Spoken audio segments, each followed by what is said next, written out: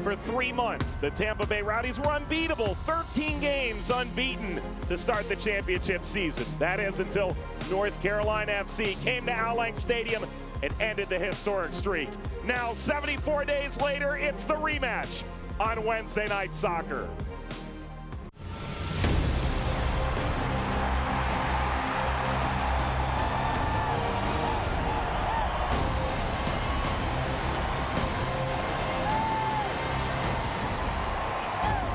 Yes, indeed, it is the rematch. Wednesday Night Soccer pits two teams very much in the playoff chase, looking for home field advantage in the ever difficult Eastern Conference. Wake Med Soccer Park playing host to the number 2 team and the number 4 team in the East, separated by just 3 points in the table.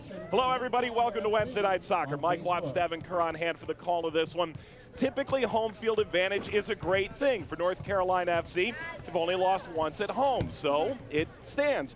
If you're Tampa Bay, you used to be really bad on the road. Not anymore. They've been great this year. Things a bit different for Neil Collins and his boys. When you talk to him, he preaches culture. Real simple. You win games on the road, you are relevant come playoff time. They have already equaled their marks in 2018 and 2017 in terms of wins. They are 7-1-3. North Carolina, by the way, have only lost once at home this year. So both teams only one loss in this current locale, home/road. The Rowdies are one of the most well-known franchises in North American soccer. It's been that way long before either of us were alive. Their defense this year, phenomenal. 16 goals in 23 games conceded. But you think they could still be beat? Very beatable. I mean, if you're a champion, you got to find ways to win, but they also have a lot of problems in that back three at certain points in time. Caleb Richards steps early, Leo Fernandez did not drop back to cover, and watch the rotation by the center back, or lack thereof. Here's what happens. Tarek Morad on the right back position, gets himself turned around. Look at Jorgensen from Red Bull 2. Easy pickings, thank you very much. That, by the way, 2-0 loss on the road. Let's run it back to June 8th. This is the 3-1 victory that we talked about for NCFC that ended the 13-game unbeaten streak. Long ball by Stephen Miller, great. Iwolo in a one-on-one situation, puts it right back across. But what you don't see here is where this ball develops. Let's track all the way back, top of the 18, top left corner. There he is, Dre Fortune. He's gonna put an 85-yard run in here. Heck of a shift. But once again, the right back of Tampa Bay Rowdies, Tarek Morad, gets himself in trouble. Center back shifts over. He then gets out of position. Dominic Oduro doesn't drop all the way back in. Thank you very much. We'll take our second goal of the night. Now, if you keep an eye on who their star player is at this point in time, it's got to be Iwolo. Simple walk in the park, right? 3 guys from Atlanta United 2 shutting them down. Not going to happen. Kendall Edwards, Wesley Dacos, they're 2 youngsters within this organization that get the communication wrong. Iwolo gets the gray area right. Lovely little touch to the front post. Once again, thank you very much. This is really easy for this North Carolina team when they start to recognize the spaces. The manager makes changes down the stretch, and he knows how to get his focal points going forward. Iwolo on the aerial side of things, not a problem whatsoever. We'll give you another look. This is the 5-goal drubbing against the Pittsburgh Riverhounds. You heard that correct? I'm going to go after 4 players right now. Back pose. Thank you very much! Exclamation point for NCFC. Iwolo has been having them say, how about North Carolina FC? 5 goals in the last 4 games. Do they keep this excellent home form alive? We're back in Cary for kickoff after this.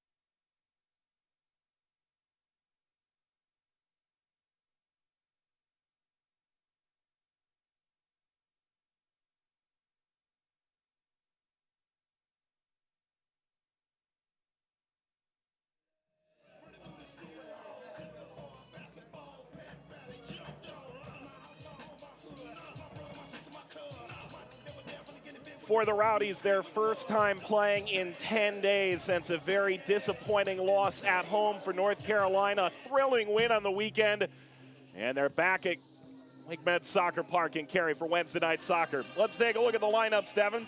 Begin with North Carolina FC. When you win 5-0 against Pittsburgh, you don't make changes. I change 11, but that's why I'm here, and Dave Sarakin is there. He doesn't change a single thing. Beautiful movement in that shape against the Pittsburgh Riverhounds SC. Yeah, I know there was a red card, but they still created so many chances in the first half. Doesn't even change the 18. He's got all the same bench players ready at his disposal. We already talked about Iwolo on the right. His counterpart, Stephen Miller, on the left. Quite impressive. Like the shape that has gone into the central three for Al-Badawi, Dre Fortune, and Graham Smith. A bit different recently, but still nice going forward. How about Tampa Bay Rowdies' Neil Collins? He has made a boatload of changes, 5, trying to figure out a way to get them back on track after that 1-0 loss against Birmingham. Jaime Siege gets his first start of the season next to Guenzati. Andrew Tenari, first start since coming back from injury. They're still nursing him back from that groin injury. And keep an eye, Juan Tejada, out of shape a little bit, normally employed up top. He'll be at that right midfielder position. Damodoro back from his child's birth. He's in the midfield alongside Poku. And we're about ready for kickoff in Cary.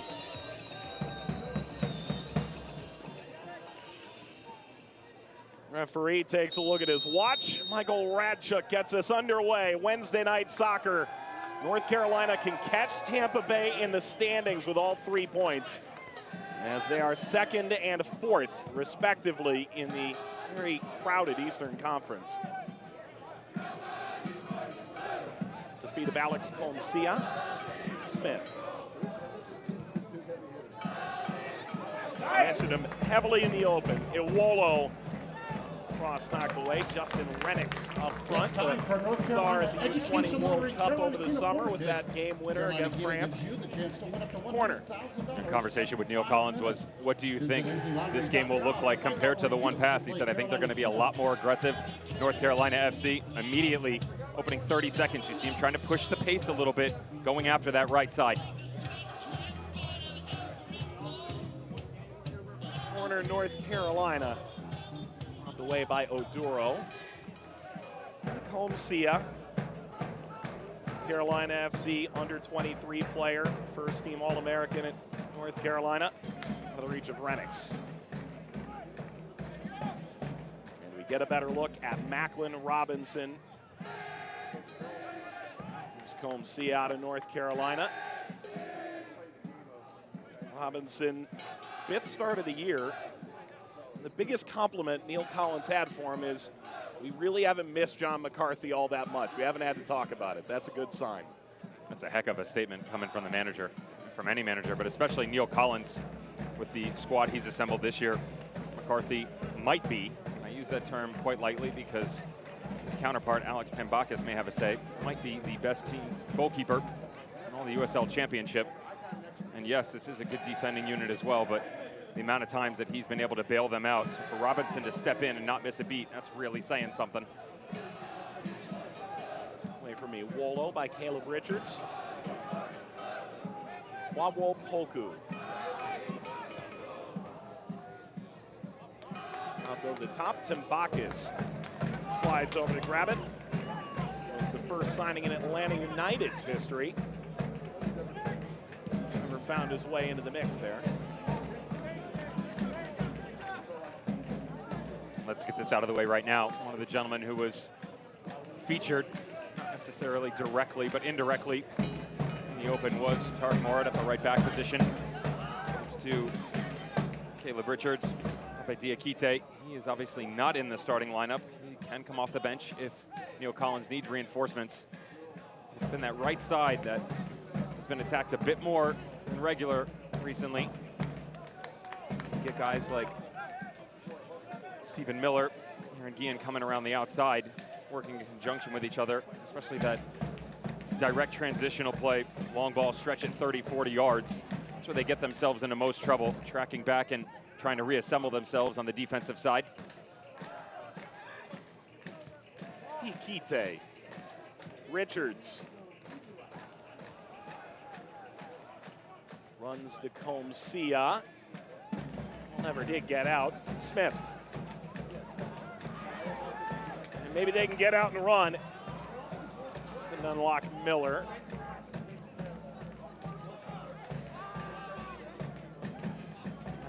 Bacchus. I was so interested to see what the tactics would be from North Carolina in particular, because they executed a game plan, a vision so well at Al Lang Stadium a month and a half ago.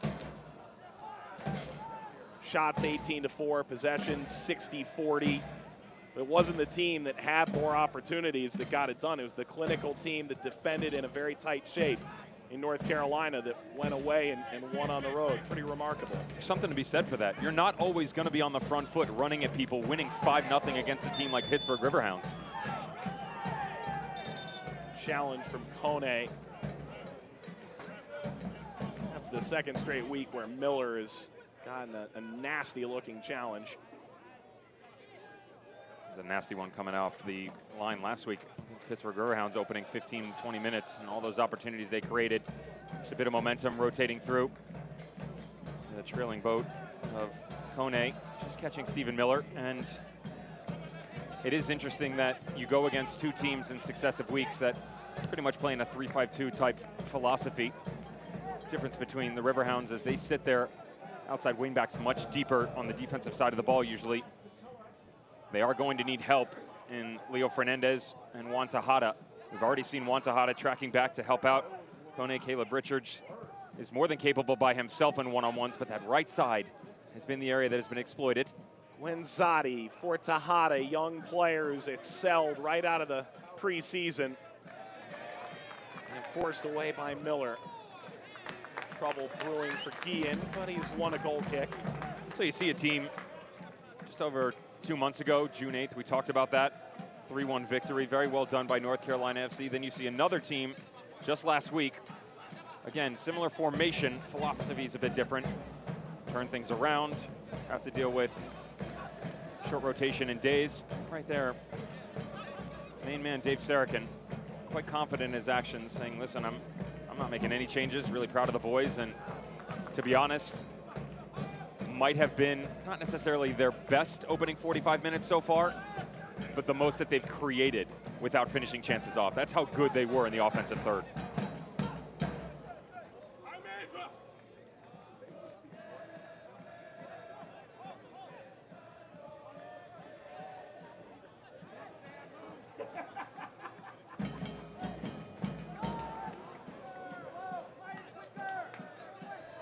Carolina into possession in the 7th minute. Scoring opponents by an 18-goal margin at home this year. They've only lost once.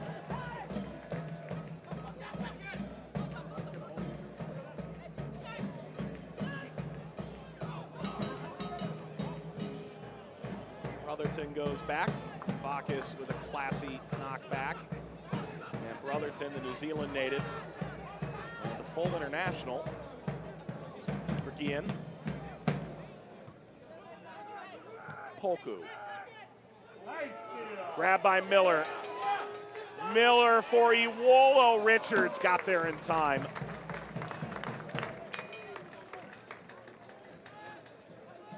That had to look a little familiar to you. It's quite literally the first time that they've been able to go right down the middle, though. See Dave Sarakin there, of course, the interim national team head coach for the United States in 2018 after the team failed to qualify for the 2018 World Cup. Devin, he told us earlier this year he didn't feel exhausted. He's not the type A guy that has to have a job, work all the time. He thought this was the right opportunity for him, and so he jumped right into a new job as soon as he left the old one. The club's behind him. Kept a lot of same players, able to do that and turn out better results than the previous year. That's always nice for ownership group. Added some key pieces as well. Brought in some rookies. You can see on the back line, you've already talked about him. Really like the continued development of TJ Taylor at the right back position.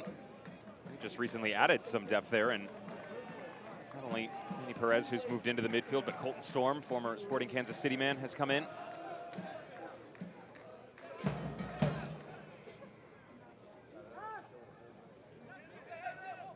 Mentioned good for ownership. Talk about two ambitious ownership groups.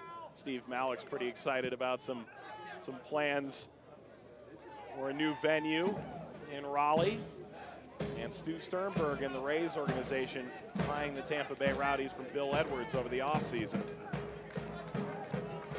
That turnover falls really kindly for Iwolo, who's unimpeded. Miller stepping inside and walking away is Kone.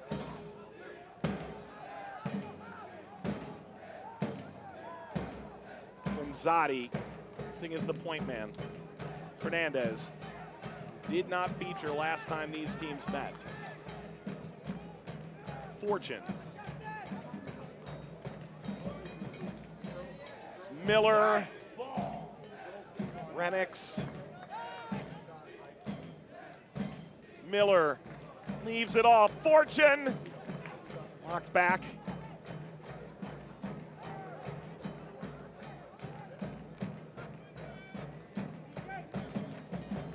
Homsia.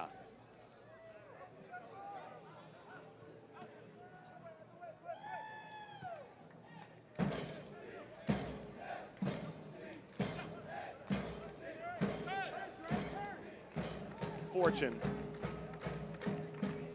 Slid over to Miller. Miller will take the shot.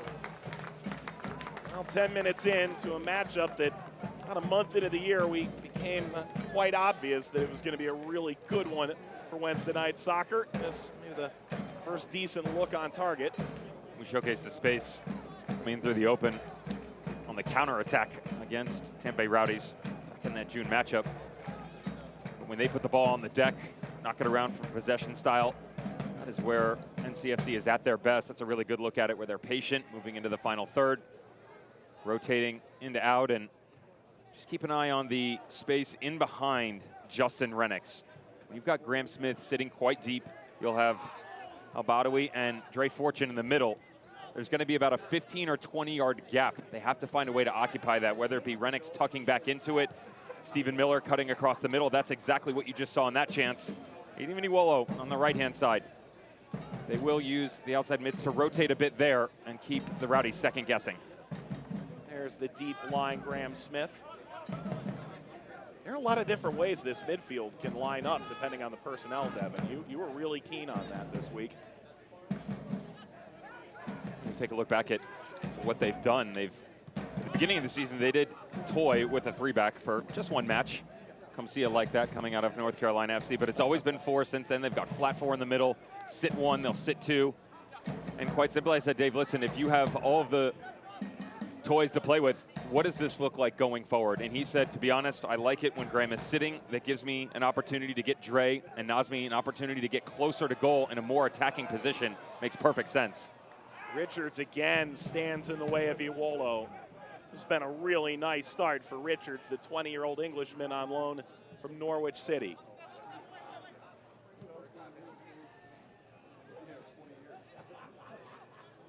He described it as double 8s almost, having 2 8s on the field with that holding number 6. So Graham's still our 6. He has the ability to play out with his feet and good vision, but he's not a pivot type guy. And you need that when you have 2 boys sitting in front of the holder, and the likes of Dre Fortune and Nazmi Al-Badawi. And one can step, the other can sit, so you can almost create a little 3-tiered system. But that all stems from, what is your main man up top to? Justin Renix. No Mario Sloma, still coming back from that injury. Can he be that focal point going forward? Has yet to crack the neck. But in his 4th appearance, he's hoping to change that throughout this evening.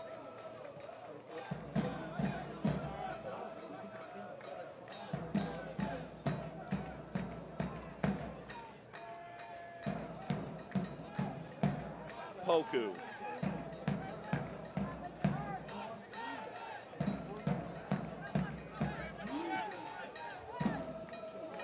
Kone unable to feed Tejada. Kone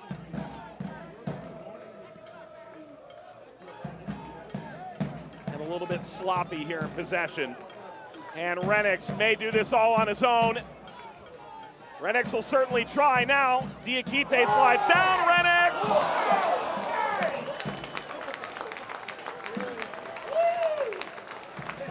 Still looking for that first goal, the man on loan from the Revs, but that looked pretty good. Now you know why they throw him up there by himself. He can go one-on-one with the best of them. Guy coming out of the famed Indiana program, Todd Yeagley and Dave Sarakin both say the same thing. They're not exactly sure where he should play. He'll tell you he'll play anywhere. Watch him run through the entire back line. The three-back system exploited once again, lacking that finishing touch just on the tail end of it, but a nice spark inside of 15 minutes. Well done by Renix, who arrived on loan back on August the 1st and will be there through the end of the year.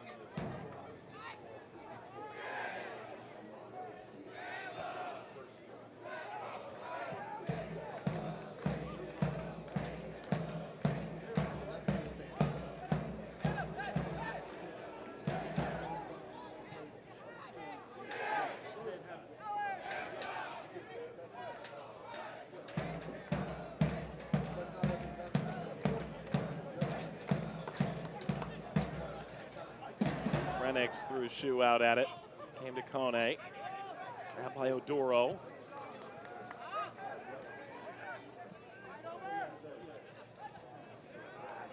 Winzati was in the best goal-scoring form of his professional career. Devin, what did you describe the color of these Rowdy jerseys tonight? Not exactly sure I'm allowed to say it on television. Highlighter yellow? It's highlighter yellow. Yeah. They're beautiful.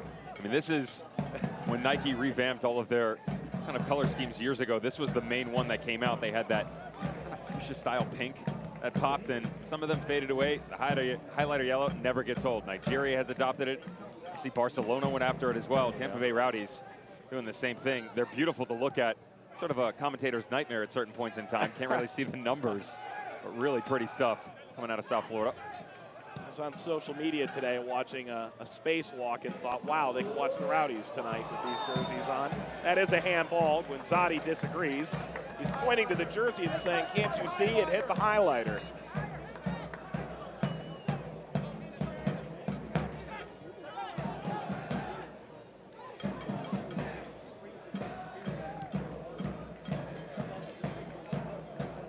Fortune lobbing across, looking for Iwolo. Richards is going to have his hands full all night long, but he's been up to the challenge.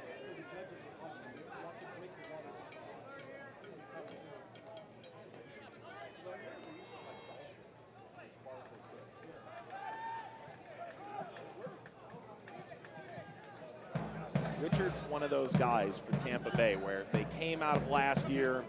Georgi Ristov retires, Joe Cole retires, Marcel Schaefer retires to take over Wolfsburg.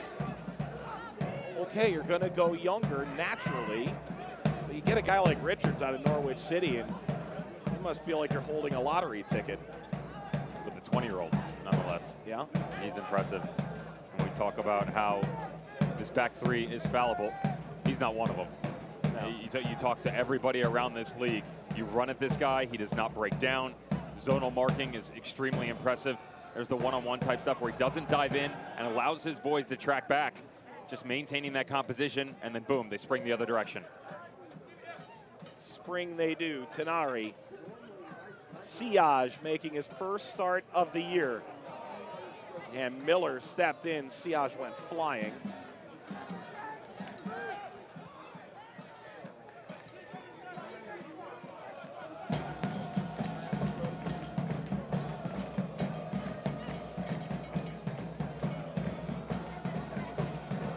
Fortune will spring Iwolo. Macklin Robinson is on it. Rowdies coming off 10-day period of rest. Felt like they were really sluggish in the second half in a really, frankly, shocking loss to Birmingham Legion, who, to be fair, have played much better of late. But at Al Lang Stadium still qualifies as a shocker. Before that break, like they needed that mental rest, and they made 5 changes out of that time as well. I talked about the quote-unquote offensive explosion, if you will, for North Carolina FC. I was referencing the first half directly. I understand they only put a penalty away after the red card, but they still looked really nice. Same win for Tampa Bay Rowdies. Opening 30 minutes, they look phenomenal. Renix on the turn away from Kone, lines it up, and it's in off the hands of Robinson. North Carolina jumps in front, and Fortune, as always, dances his way away with another goal.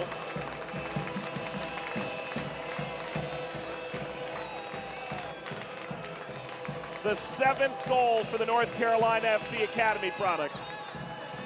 Justin Renix, keep an eye on him. Dave Sarachan said that we love to see him up top. His ability to get in between the lines, slide in between the seams, great with his feet. How's this for you?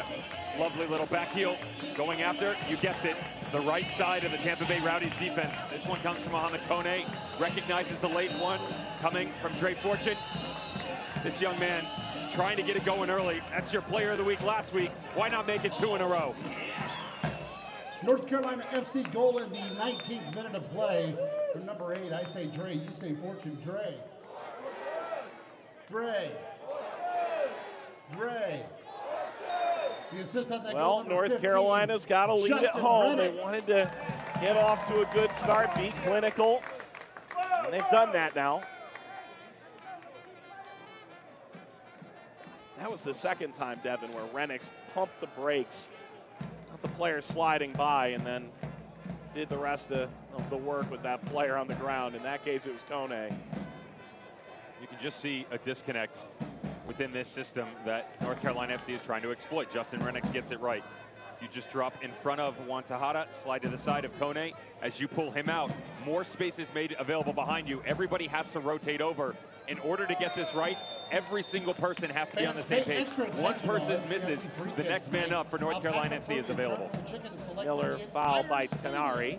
As tonight's lucky winners to receive a buy one, get one offer tomorrow if a goal is scored on any Alpaca free kick. Something to think about going forward for the Tampa Bay Rowdies on the road. Said only 1 loss this season.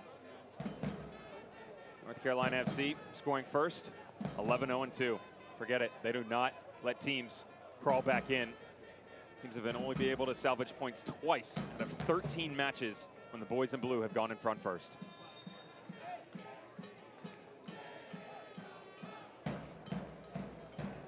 On the restart, header snapped wide by Brotherton. So if you're Tampa Bay now, do you change anything that you've done in the early going to try and get after this, knowing that North Carolina has not ceded all 3 points in a game where they got the first goal? Given their rest and the change in personnel with so many rotations, I'm pressing more. So you've seen it intermittently in the opening 20 minutes. Every time they've pressed, they make their way back to Tambakis. North Carolina FC has to launch a long ball. 9 times out of 10, I can promise you this, Justin Renix isn't winning that against guys like Diakite and Kone. Yes, positioning has to be correct, but they are just too tall that they are going to win that battle most of the time. So you have to go after the second and third ball. Make these guys play a little bit. When you sit back, you allow them to play to their strengths. Getting good on the ball, maintaining possession, working through the likes of Grant Smith and Al Badawi. When Zadia blast came back to Fernandez. Press a little bit, you get them flustered to a team that doesn't hit the panic button that often. But when you have so many numbers compressed in a finite space, it makes it that much more difficult. And right now, they're just sitting back, letting them have their way with it. Tejada, maybe a chance here to line it up. Teneri, and the shot is on, knocked aside. Tambakis, follow up, no for Guinzotti. Tambakis coming up with 2 good stops in the 23rd minute, keeping North Carolina ahead. We talked about John McCarthy earlier, but how about Alex Tambakis? He's another one making a name for himself. That goalkeeper of the year, really well done. Perfect technique on the second save. Manages to get low and to his right on the first one. Back on both pegs and back low once again. This is a key matchup for Tampa Bay Rowdies they've been able to take advantage of in the past. Look at all the big bodies in the box. Throw it up, let one of them go get it. All just going high and wide. That was deflected, corner.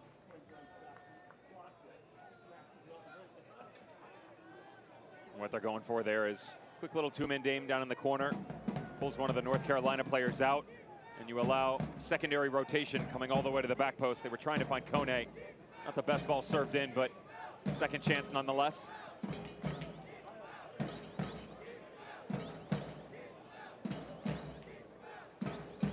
Tenari, a player who was so good against Neil Collins. It was one of the first guys he sought out when he had a chance to change the roster over the offseason. Poku. It's a clever little game they had there with Fernandez making his run back along the byline. And Richards will help usher this out.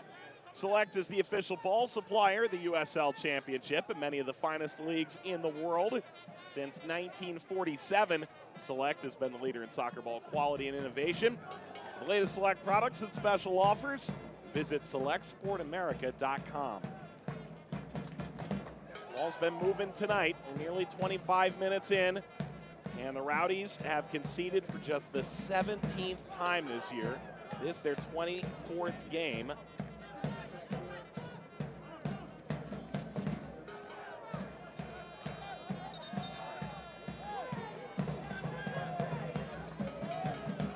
Make any friends throwing the ball away like that. Referee will put in the forefront of his mind. Tenari, one of those players that a lot of coaches will describe in a positive way as a pest. He's a guy where you can put him anywhere on the field, play him in the middle. New York Red Bull 2 did that. Played him at outside back, up top, and it's frustrating because he has a motor that goes for days, and they have to slowly nurse him back from this groin injury. Just keep an eye on him. He never stops running as an opposing player. Always difficult to account for where he's going to be. Have to have excellent spatial awareness, but it feels like every time you turn the corner, he's right on your back shoulder. There he is, going right after Smith. They always talk about putting your best foot forward. You never know where you're going to be next year, having good film. I mean, Neil Collins was playing center back at the start of last season. He hated playing against Tenari. That's the point. Miller. Oh, that's a vital sliding challenge. And then Oduro brought down in Miller's attempt to recover.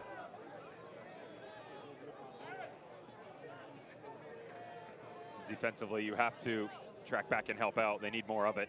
Well done in the middle of the field. Dom Oduro had come all the way back to Tenari and support as well, but it's the secondary step when Stephen Miller cuts inside that allows him to close down the passing lane.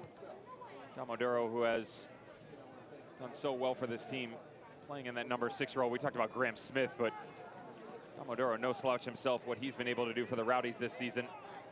And that relationship in the middle of the field. Is it Poku with Tenari? We've seen a few other pieces kind of rotate in and out, and Steinberger's been in there. Most recently, you had Jordan Doherty alongside Poku. Just trying to find a way to get all these guys on the field on a regular basis, and if you are sitting, how to not miss a beat when you do get your chance.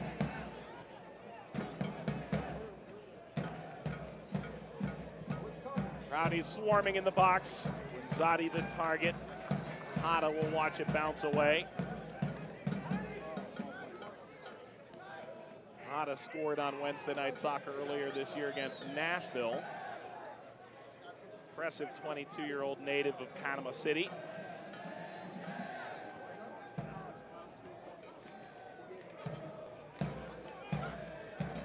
Kept by Oduro, Kone, Poku, Oduro.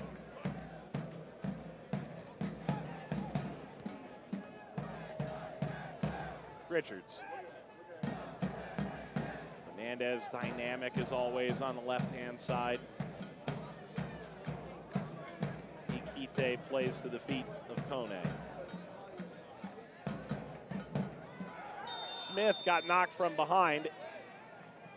Unnecessary challenge. We'll let North Carolina off the hook.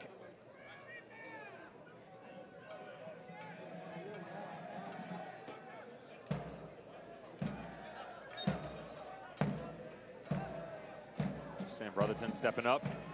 Graham Smith, he gets a knock on the right knee. Well, initially the challenge from Jaime Siaj was on the ankle, not the case. Wonders of technology.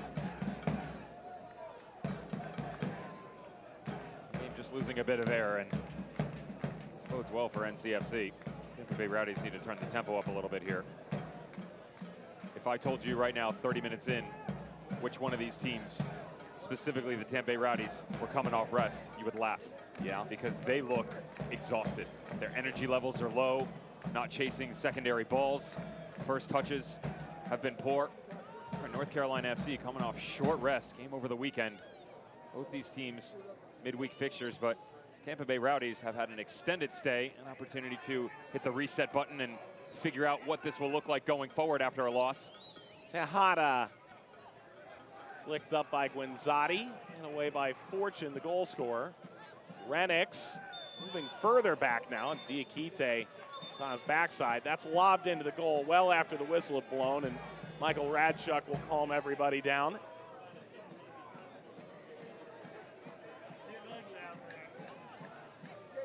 Like there's a massive amount here. I mean, it's great pressure coming out of the back by Diakite. That's your center back getting really high.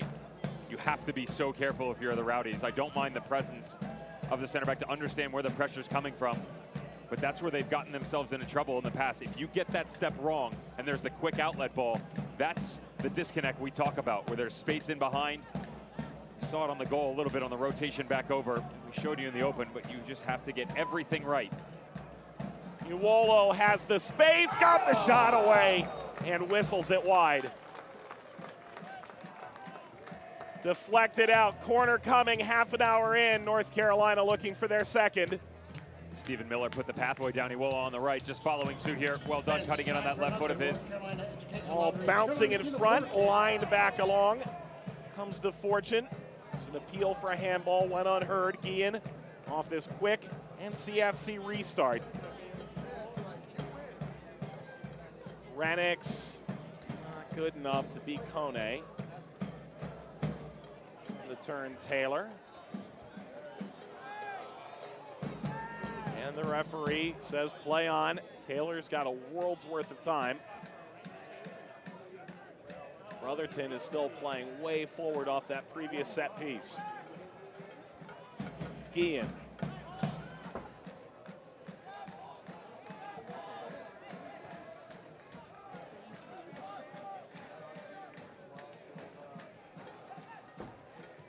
Osmi Al-Badawi. Tejada defensively.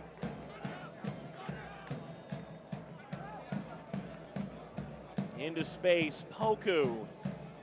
Poku running by Smith. Playing it forward, Guinzotti, the cross, it's in.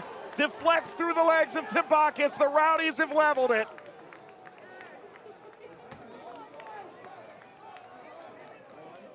A baker's dozen for number 13 this year. A magnificent season for Sebastian Guinzotti. Better energy from their captain up top. It's all coming out of the midfield. Kwadwo Poku does a really good job here. Graham Smith, can't let him run around you like that, buddy. Outside back, Aaron Guillen gets it wrong as well. Has to keep himself tucked inside. You allow a similar ball to be played through that we showcased on how to beat the Rowdies. But who gets this all wrong is Alex Tambakis. We've sung his praise for the better part of 30 minutes. And just in the blink of an eye, he has taken his seat out of the driver's seat. The assist on that goal, number 88, Kwadwo Poku. Poku will happily accept the assist. Guinzotti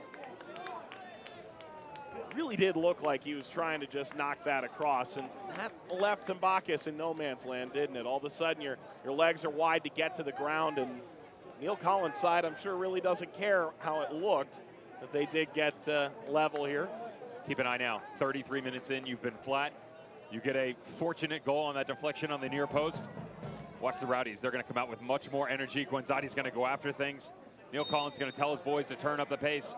Just outside of 12 minutes to go here. You want to get back into this match. Go after this home squad.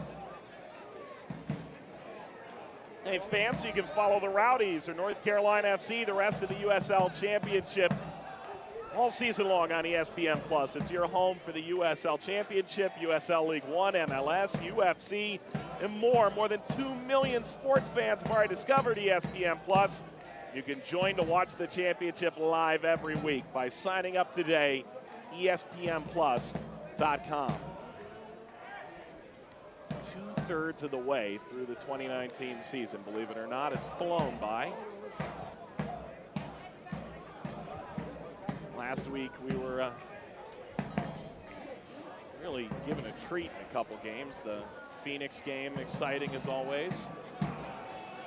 Iwolo smashes the cross.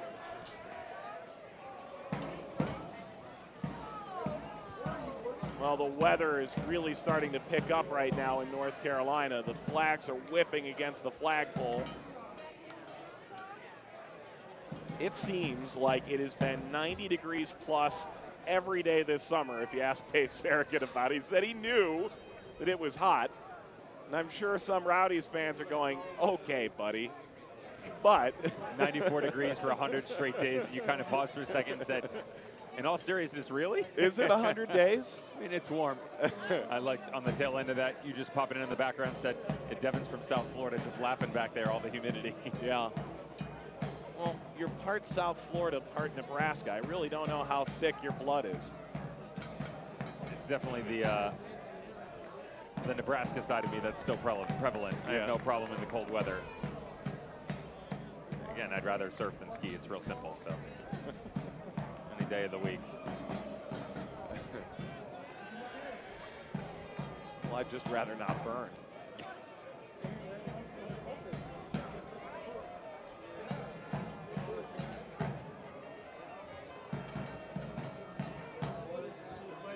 Richards looking for a little bit of help here.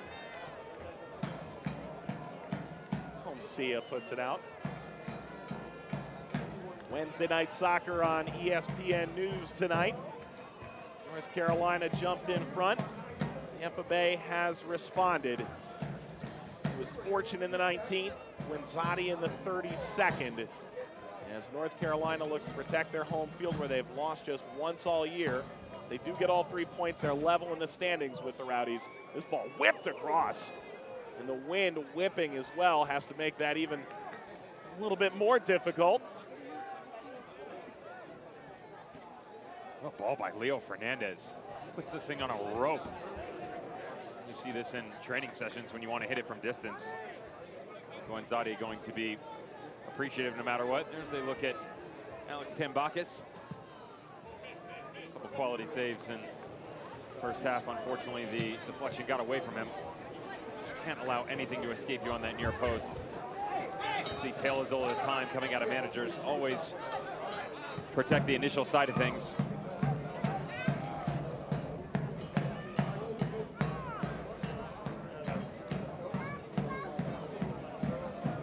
Kept by Tenari initially. Has the help on the outside. Siaj the target.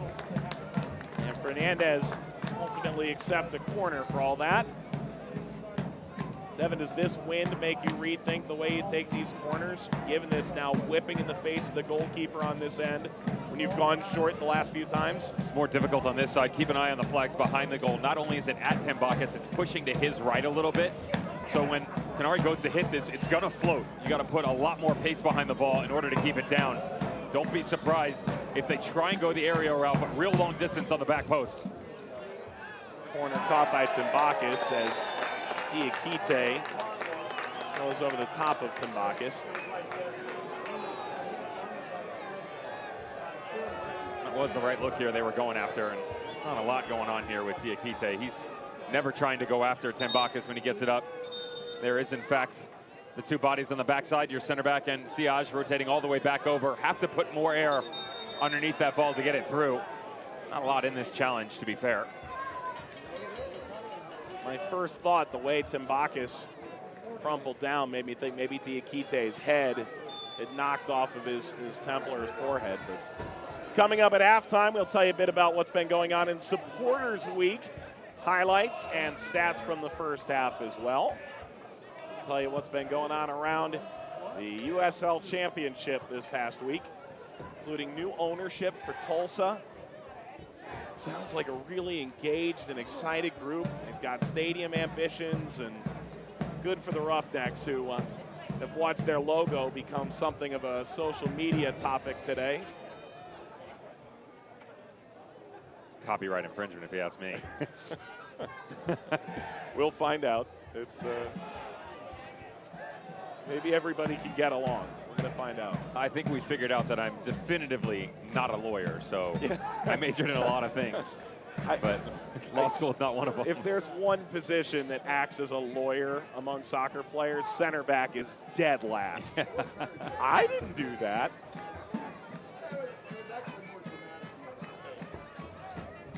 How good of an actor were you? Very. Yeah, okay. The problem was I usually wasn't acting. Usually arguing. That's what got me in so much trouble. Too many raw challenges and then trying to get myself out of trouble. And it never really worked out that way. Devin Kerr, who played overseas in Germany. Mike Watts, once played for Orange Slices. Wednesday Night Soccer here, goal apiece, 40th minute.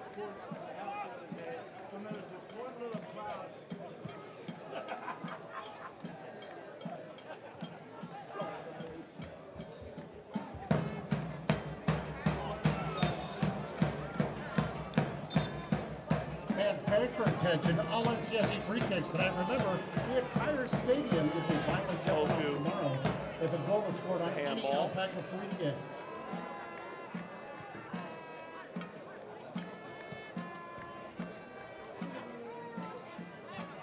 Ian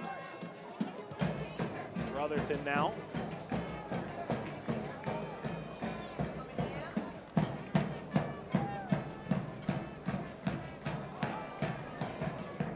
Miller, well, to lead himself inside. That cutting diagonal effort runs all the way to very high playing to Bacchus. Better shape here by the Rowdies now. Guanzati and Ciaz dropping back a bit further. It's frustrating, but he's rotating on this right-hand side to give a little bit of help to Tejada. And then they're just condensing things in the middle. Damoduro has still been quite impressive.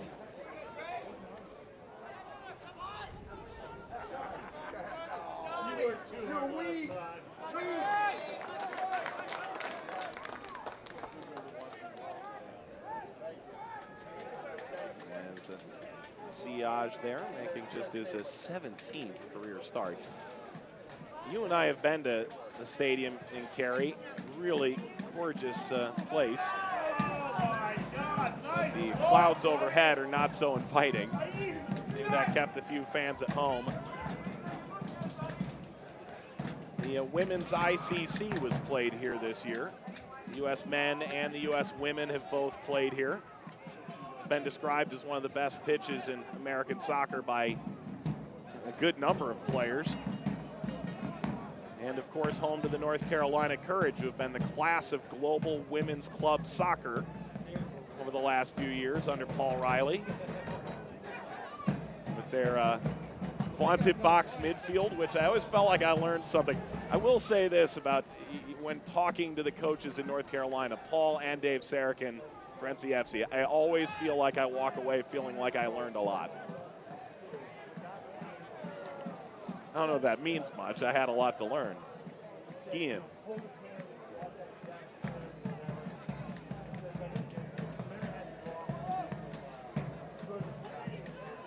Settled Al-Badawi.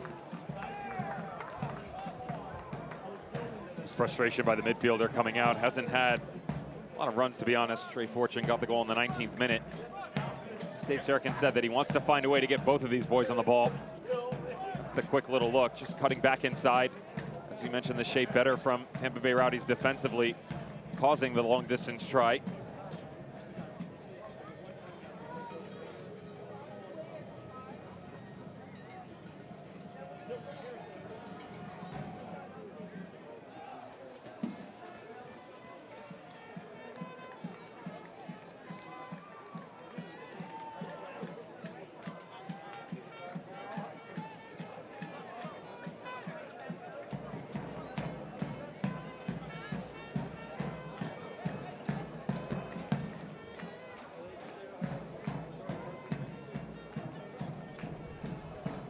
Al-Badawi, whose name is a source of constant consternation for commentators everywhere. There's been a little lack of clarity over the years that persists.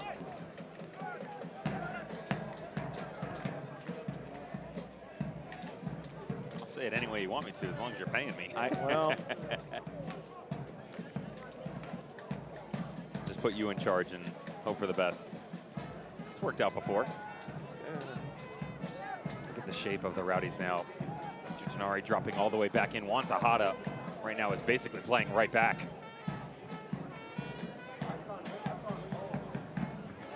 toward Guillen, and Tejada is back deep defending again in this three-back look.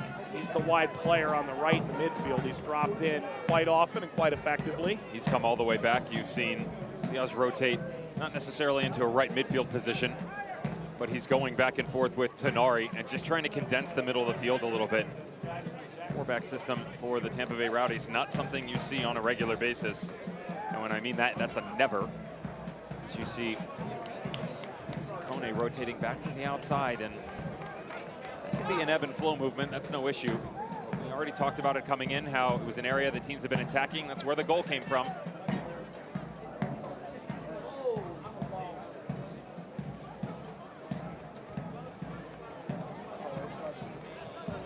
Smith acting as the pivot that time around. Hanged out of the reach of fortune. Macklin Robinson, who played for North Carolina FC. Ladies and gentlemen, the fourth official has indicated a minimum. The rain has started. Time. Well, he was around North Carolina FC, never did feature. Actually debuted for Pittsburgh on a one-game loan on the 4th of July in 2017. Had 2 days with the team, played the game, went back to North Carolina. Got the back of its net pumped for 3 goals too. Wasn't the best outing for him. There was an Olympico in that game, no less. The problem is I don't remember who scored it. Over the top for Renix. Renix goes sliding down after the fact. Robinson's been great this year. 4 starts, 3 wins, 2 shutouts. And as we're at the back end of stoppage time, well, Devin Rain's pouring. What do you make out of this halftime scoreline? Not surprised. Wouldn't be surprised if it was the full-time scoreline, to be honest, the way that the teams are playing.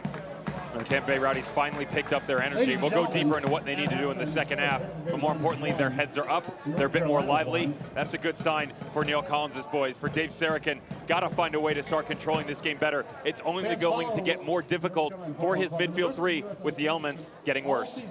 Goals by Dre and Guinzotti in a quarter-hour stretch. And everybody escapes into the dry environment of the dressing room. It was a beautiful night when it all began. The rain is pouring now, and the goals did come between 2 of the most stingy teams in the USL Championship. North Carolina and Tampa Bay level at 1. Halftime coming up next on Wednesday Night Soccer.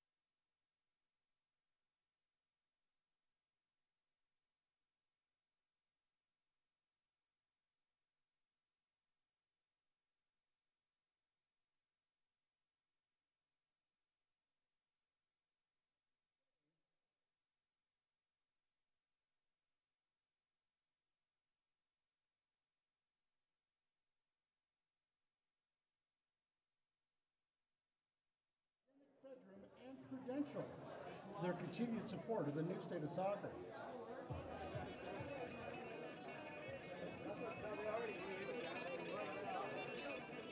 It's raining, it's pouring in Cary, North Carolina.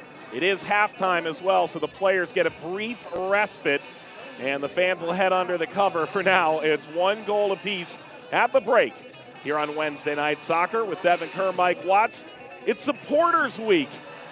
You and I are so excited for this, Devin. How about we show you some of the ways that teams in the league have gotten behind Supporters Week?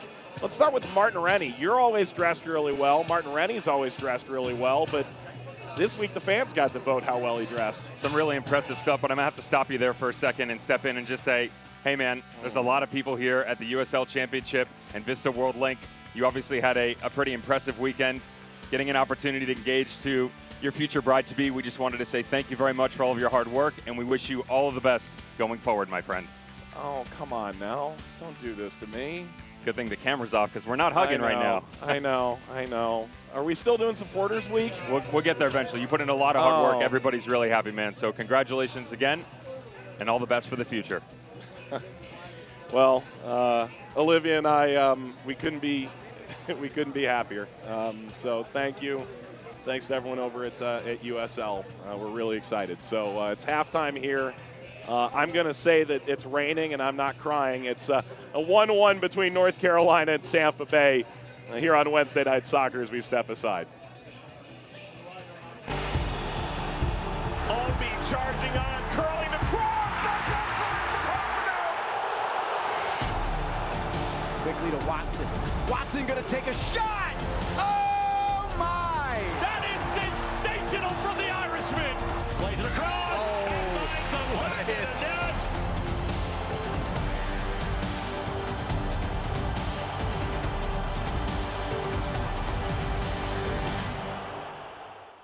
Welcome into episode 13 of Steal Some Time. We are going to start over in the East and chat a little bit about North Carolina hosting the Pittsburgh Riverhounds this week. And I think that we can easily say that nobody saw a 5-0 outcome, at least in North Carolina's favor, coming out of week 24. But let me tell you, North Carolina stuck it to the Riverhounds, shut down that unbeaten streak that they had going.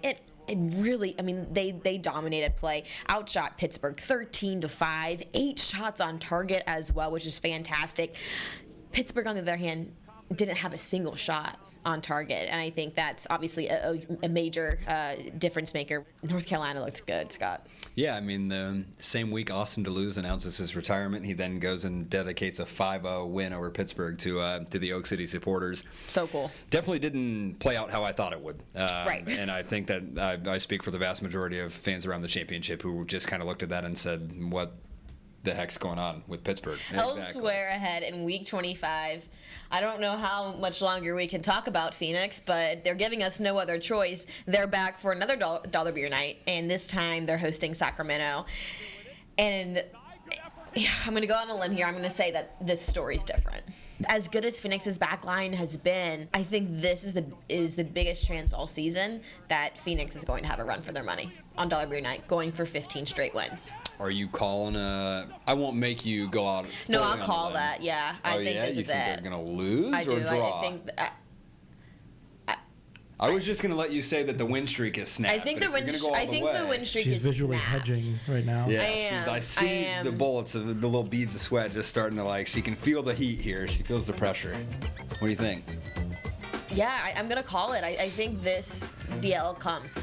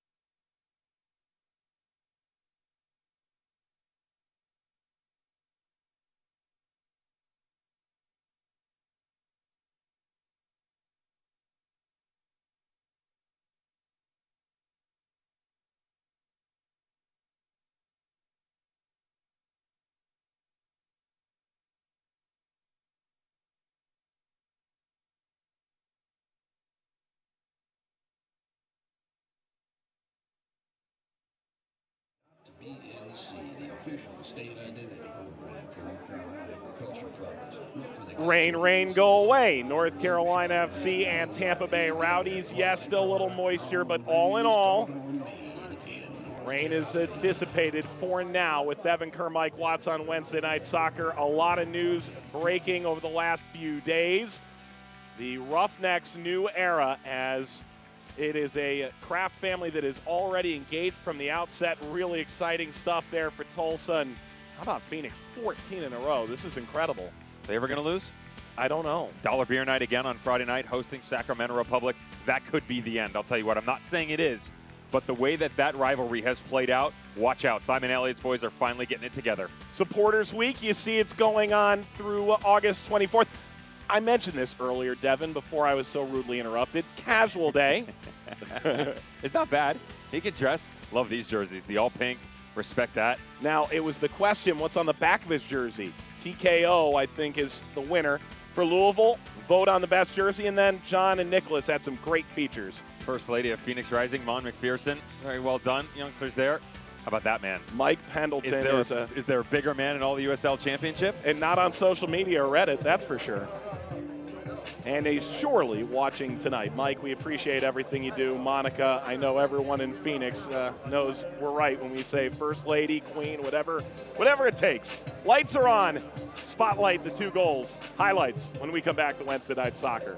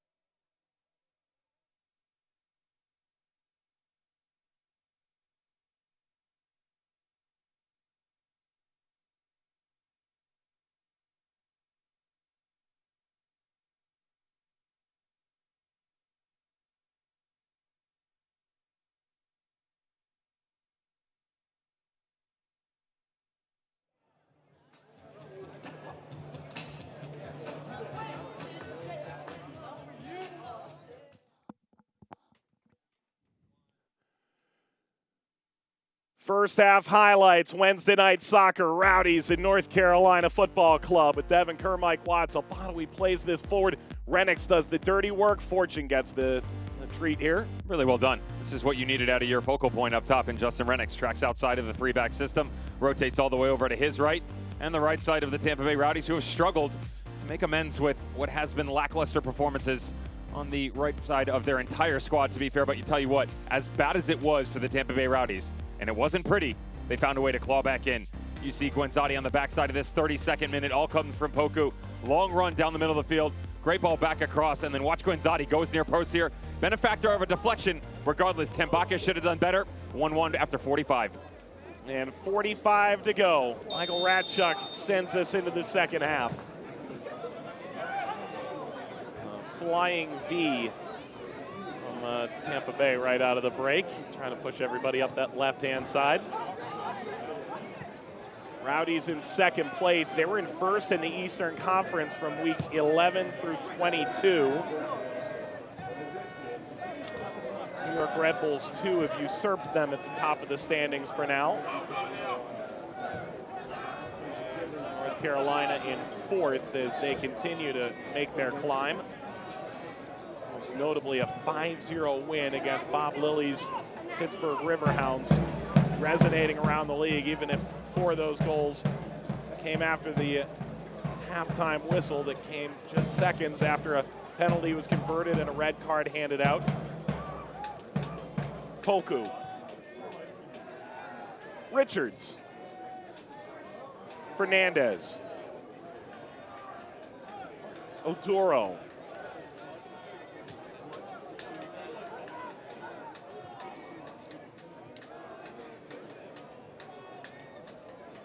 Tenari. Gets the return ball. Slides it forward. Chance to shoot. Will deflect down. Pop out to the side. Siaj put that initial effort in. It's been best to let that go out. Poku.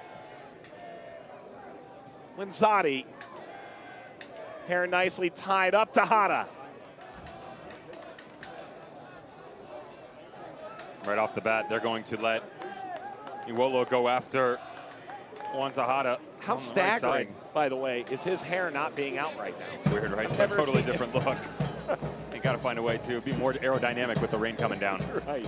Wind gets dense and things start to thicken up, but with Iwolo going on the left, he will now challenge Tejada on the one-on-one situations. Stephen Miller didn't do himself any favors keeping this ball in play, almost put his team behind the 8-ball. Gwenzati has a long way to go.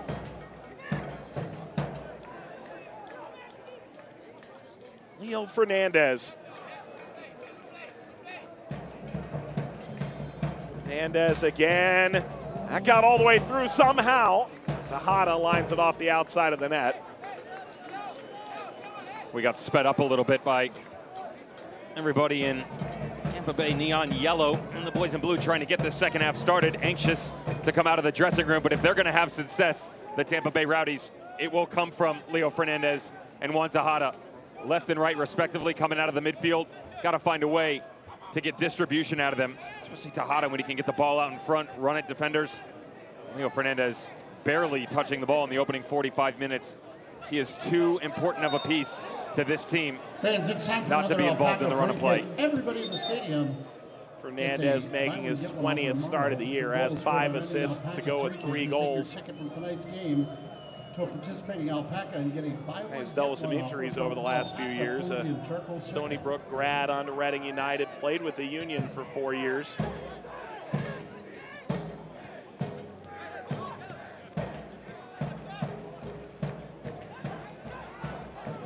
Al-Badawi shakes off the defender. Miller. Thought Miller had a goal in him tonight. He has been quite dangerous. Said we'd see one out of either Stephen Miller or Justin Rennicks. Rennicks providing the distribution on the first one. It's the way that Stephen Miller's played over the course of this season so far. And the matchups that were at bay felt like he was definitely going to be the benefactor of good run of form tonight.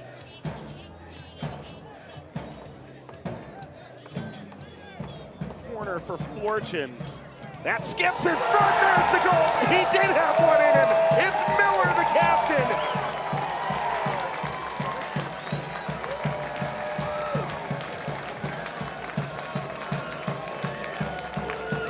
catastrophic clearance, and it's Miller time.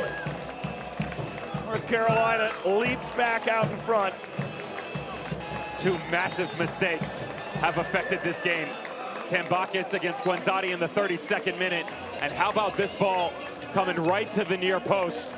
There's an overstep by Caleb Richards on the trailing run and just allows it to drift all the way to the penalty mark. Easy pickets for Stephen Miller. Number 8 on the season. And Devin was right again. I don't think you quite picked it out that way, but North Carolina FC goal, the 50th minute in of pursuit. play. Join the 3 board points that would them them level for second in the East. Steven. Your assist at the goal, number 8, Dre Fortune. Devin, let's be honest. At this point, when you look at the table, we're getting to the point where teams have 10, 11, 12 games left in their year. North Carolina's 17 points above 10th. Dave Sarachan will say it too. We're not at the point anymore where we're saying, can we be 8th, 9th, 10th, get in the playoffs? They're looking, how many home games can we put ourselves in position to host? They're talking top 4, top 5 now. A game like this is a 6-point game. Obviously, points mean everything, but they're one of the few teams in the Eastern Conference that has been able to get points with every single team outside of the Ottawa Fury that is above the playoff time right now. Now, not all of those come through victories. They've had a few draws mixed in, the likes of Birmingham Legion and Charleston Battery. Indy 11 can say something as well, and we know Indy 11 beat them as they've got 3 losses in their last 7 games. But they have found a way on a regular basis to make themselves relevant with the boys at the top of the table. That's what you have to do. Talk to New York Red Bull 2, Tampa Bay Rowdies. Until recently, they have been able to push everybody by the wayside. Hoku finding Fernandez. That'll get out.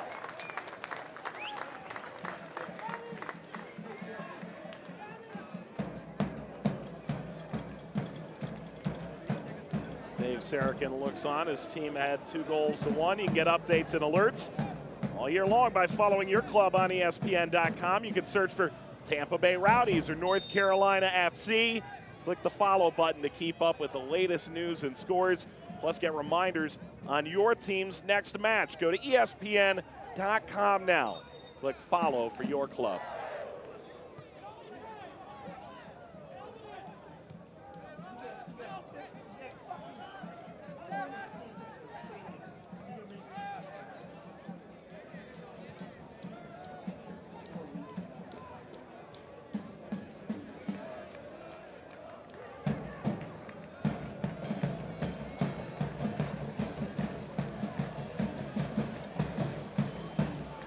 Back to Jaime Siage.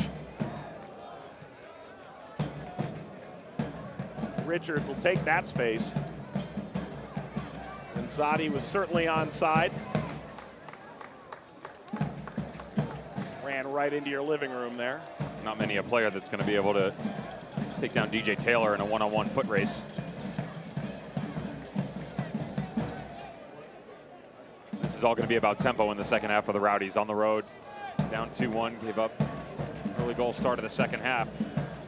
As a manager, you'd always like to see an immediate response and just pick up the tempo a little bit here, go after the game. We talked about that at the tail end of the first half, how they had gotten better, come out flat-footed once again, and that was something Neil Collins brought up to us in the Birmingham game. He said, you know, we really controlled things, like how we looked opening 30 minutes or so.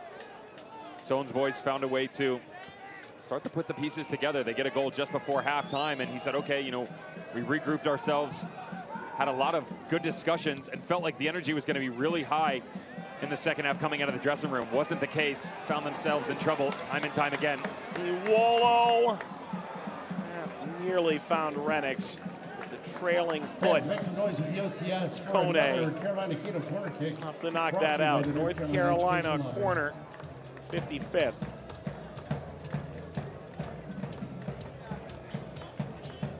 Is that through defensive pressure, different triggers in your press? Is that in how you move the ball, or both? It's been a little bit of everything, to be honest. Again, the lackluster performances in general. Simple stuff like the run to the near post on the goal. I'm not taking anything away from the Stephen Miller finish, but there is no reason whatsoever this ball should come anywhere near the penalty mark at all. This ball has to be cleared away, and the fact that only one player is checking and no one steps into the space, that's a bad look for your squad, especially when it's just moments after the team talk at halftime. Corner, North Carolina. Wolo rises up with Siage.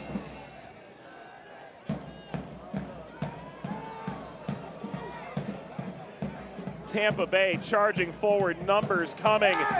Excellent step by Smith. Advantage played, North Carolina end-to-end stuff now. Renix, the U.S. Youth International, on the move against Richards. He pulled on the emergency brake again. Found space out wide. Lined by Fortune off of Kone, another corner. Notice with Justin Renix, his ability to process things at such a high level, but when he does get to the time we have to pull the trigger, not exactly as clinical as he needs to be. He had that chance in the first half, couple of nice moves. Same thing this time around. When he pulls this back, he has to have already had to look over his shoulder to know where he has to go. The minute that he takes that second step, it allows the time for the Rowdies to get back behind the ball. Corner for Brotherton. TJ Taylor. Ball bounces down. Brotherton was still forward.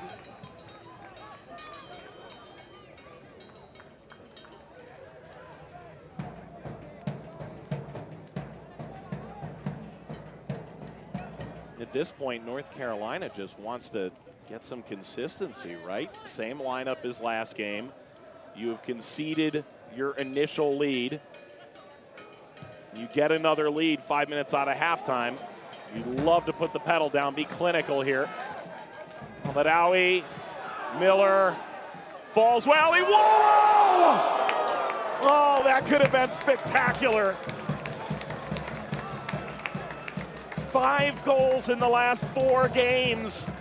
That one would have crushed the rest of his competition for his best goal of the year. Just keep an eye on the goalkeeper, Macklin Robinson, as this ball comes all the way back across on a deflection. Watch him, just looks to his left side. All your prancers have been answered, my friend. You get really lucky on that deflection. Wow.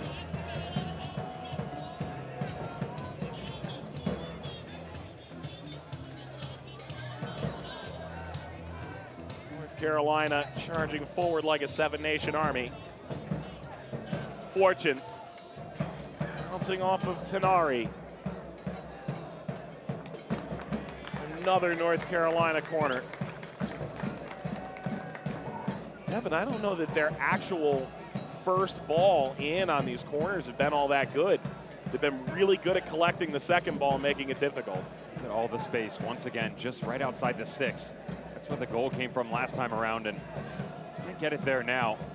But it's the trickery, all the looks that NCFC has been giving them. That's something we haven't talked about yet of the game plan for Dave Sarakin's squad.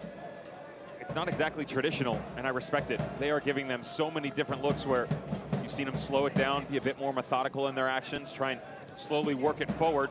But they've also had some long transitional balls to keep the back line honest, just like that. That ball's hit just a little bit better, and that could have been a good opportunity for North Carolina. Instead, Tampa Bay off on the run. Poku. Fernandez wound that over the 6.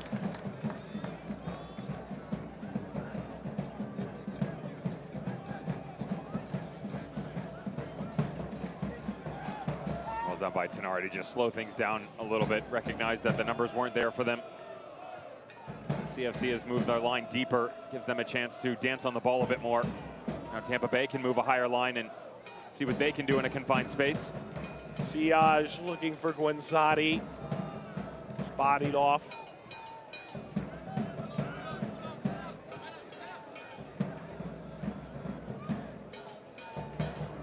You know, Wolo almost had a great goal a few minutes ago. There was a jaw dropper in the league this past weekend, wasn't there? feel like we're saying that every week now. Yeah. The way that the talents are starting to better and better with every squad.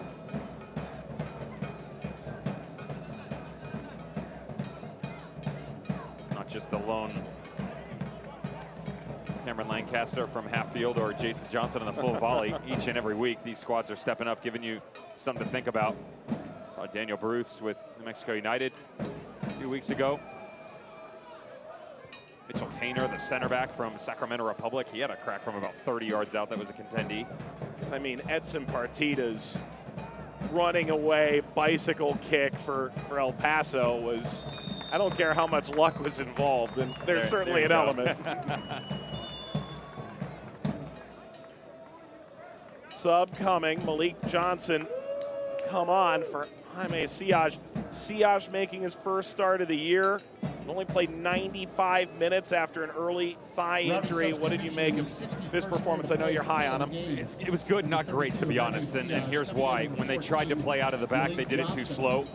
He's a guy who you got to play into his feet. Long balls utilize the aerial advantage. They just weren't able to do it, and every time they did get inside a half field, they were looking for the wings. They didn't have proper distribution into him, so not necessarily all of his fault, but what will most assuredly happen now is Juan Tejada will push up next to Guenzati. Malik Johnson will go to the right side, and don't be surprised if you see over the next 10-15 minutes Neil Collins go to his bench once again, pull someone like Lucky M. Kasana off the bench and help out with Guenzati up front. And Tim Bacchus has gone down. Darren McLeod is his backup. There's a time where Darren McLeod wasn't available, so Nick Platter, the goalkeeping coach, was an emergency fill-in. Didn't see the field. That's not a good look for their goalkeeper. You can see just Visit North Carolina. tagging the inside of the leg. Yeah, something. Said, no, I'm fine. Everybody stay there. Enjoy your milk and cookies. Is this where we get one of those issues like Chelsea last year? I'm not coming off. I'm not leaving. There's the difference. That was a whole nother story. I promise you have that conversation with Sarek, and you may never step on the field again.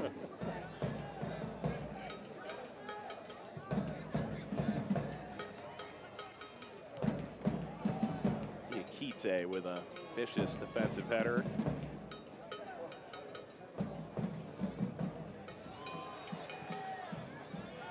Fortune striding into space. It's opened up a little bit of room here. Miller crossing back over the top of Iwolo.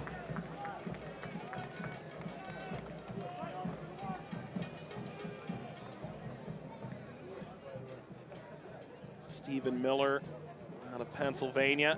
Worker bee, grinder is what we heard. Out of Colgate, where he scored a dozen goals as a senior, was the Patriot League's best player. He's a kid from that Philadelphia area, right? That eastern Pennsylvania kind of feel. I was asking Dave Sarachan, is the environment, the small school thing, is it a chip on his shoulder? He said, I don't know about that. But sometimes that environment, you do sort of soak it up a little bit. Just turned right back around and he said, them Philly boys. Yeah. That grit, hard-nosed type character, always fighting. A little trouble brewing there. You don't want to give Renix too much time to run onto that. Miller.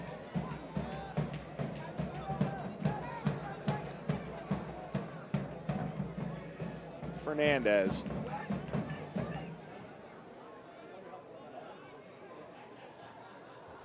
Dropped off for Guenzati. Tejada.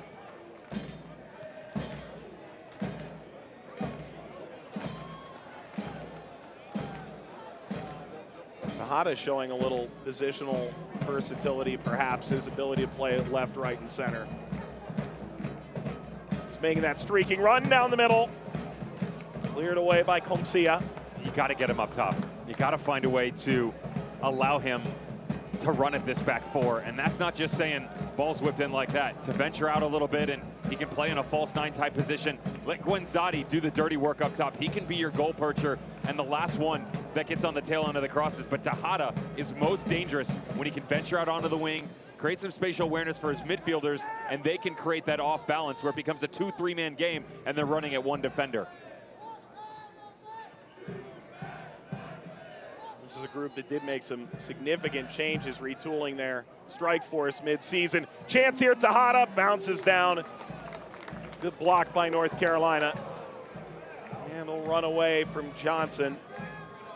Get out for a goal kick. And an injury back behind the play.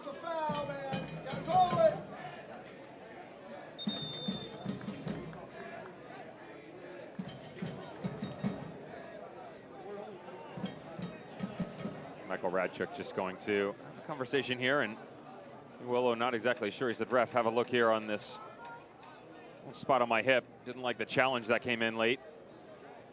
He brought receipts, didn't he? Get a better look at his high boot just coming across the body. Grabs the abdomen. Heck of a challenge by Kone. Dev, just how dangerous is that? It seems clear to me that's unintentional, but if you drag your cleat against another player like that, you can see it right on the left side of his abdomen that there's definitely a mark made. And people always think it's really difficult when it coming at high speed. Oh, it's not a foul. I promise you, when you slow it down, you can see the little nick, and it makes it that much more harder for a referee to get a good glimpse at this thing. And just tracking forward here, sure enough, a little bit surprised on this change. Thought maybe you would have seen Neil Collins try and keep Andrew Tenari in there a bit longer, but again, they're slowly nursing him back into this. Lucky Kasana, not surprised on that one. He's going to come in. Thought he might have come in for Tejada, but instead Tejada will now create more separation here. He'll stay up top with Kasana. Guenzati will now drop in and play in that gray area we talked about. Uruguayan's so good at recognizing all this space, and it'll be interesting to see how those front threes start to stretch things out a little bit. They can quite literally make it a front three and go flat and really run at this back four, and haven't really seen a lot out of that so far. Rowdies just kind of slowly, once again, moving things up, utilizing the wide channels. I don't mind that, but at some point in time, you got to downshift a little bit here and turn up the tempo.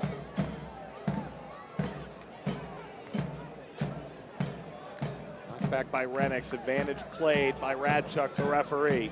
Miller, chance to cross toward the penalty spot. Kept alive, and Albadawi nearly had a crack at it. Smith bouncing through. Ran to Macklin Robinson. And if I'm Tampa Bay Rowdies, this is where I want to play quick. Leo Fernandez was deep, but why not the long outlet pass to Malik Johnson and get things started up that right-hand side? North Carolina FC wants to move up the field on you, make them pay for it. All the way back. The hold-up play that set that long ball up to Tejada was actually a pivot and turn by Kasana. He's running up front, 77 in Rowdy colors tonight. This is ripped over the crossbar. You think about how Kasana fits in with Tejada and Guenzati. It's going to be an interesting game trying to put everyone in their best possible place. Another look at this effort. With all due respect to Juan Tejada, because on the defensive side, he was challenging Stephen Miller in the first half. We never saw him run like that from Malik Johnson. That's what you need out of your outside midfielders. Got to find a way to get them into those one-on-one spots, and it's all due to quick outlet play, nice little ball down in. Whether you utilize the interior of the field or out on the channel doesn't matter. But again, the quick tempo for the Rowdies is where they've had the most success tonight. Saw Neil Collins there a moment ago. Leeds, Wolves, Sunderland, Sheffield United. Scottish player went from center back to head coach overnight in May last year. Tejada. Maduro. Kasana, tight angle. Otherton went down. Kept by Fernandez. Poku tried to settle. Johnson.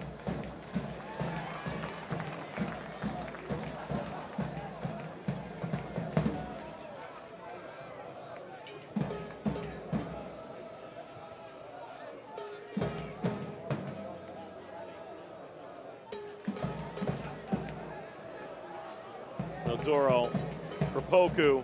Leaves it off. Kasana. Tejada all the way across, somehow outside the post. Guenzati nearly bagged his second of the day. What a beautiful build-up by the Tampa Bay Rowdies.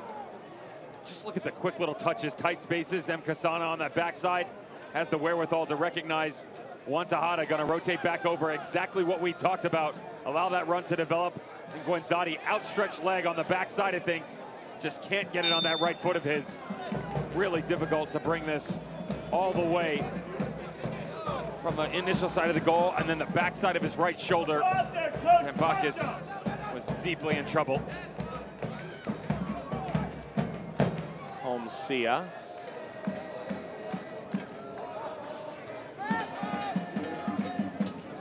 Kone back to Robinson.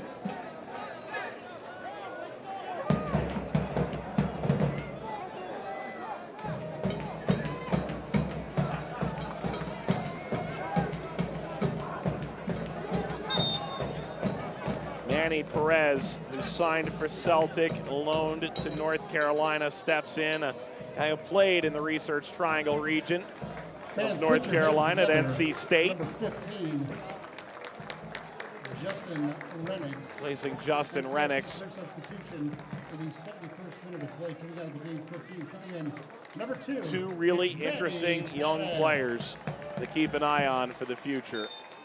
Perez and Renix.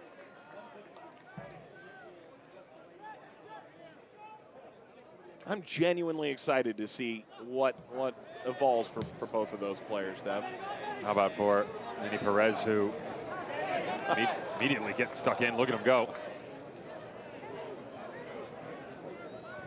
We're asking just how his role would be changing at this stage of the year.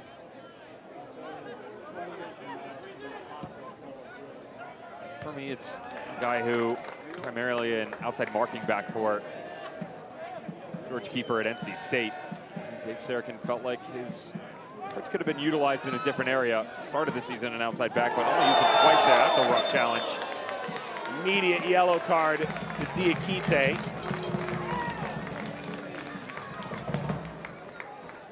Quick step by the center back coming out. They're not afraid to come off their line, are they? They challenge with the substitution by Perez coming in. We'll get back to him in a second. Stephen Miller goes to the left.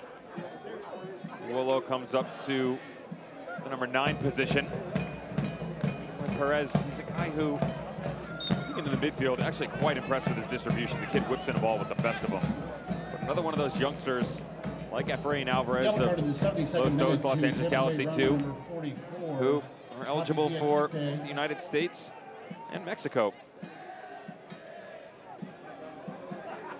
Hasn't made a senior appearance for either, so that debate is still up for grabs. Throw coming for Kone. You can tune in to ESPN 3 August 30th. Special Friday night edition of Wednesday Night Soccer. For the championship's biggest rivalries taking center stage. It's the Louisville-Indianapolis Proximity Association Football Contest. I think I got that all in the right order. As Indy 11 heads south on I-65 to meet Lou City FC. See it all August 30th, Friday night edition, Wednesday Night Soccer. I know you're excited about what Indy 11 is doing right now. And Louisville, the twice reigning champions. Offside flag raised. A lot of movement. The 11 sending Thomas Enevoldsen to the West Coast. He's going to go play for Sacramento Republic. Had a brace in his debut. Penny for a thought out of that man right there. Up 2-1, just outside of 15 minutes to go. One change. Wouldn't be surprised if another is on the horizon. Possibly bringing in the midfielder, Captain America, as he's been kind of referenced to, Austin Deleuze. Recently announced that he's hanging up his boots at the end of the season after his beautiful career, especially with North Carolina FC. The Rowdies have another answer. I feel like they've had a run of possession recently. You can see them just starting to move their lines a lot higher. Any time that they've gone quick, they found a way to get themselves into much better positions in the final third. Still lacking that equalizer, though. You mentioned Deleuze a moment ago.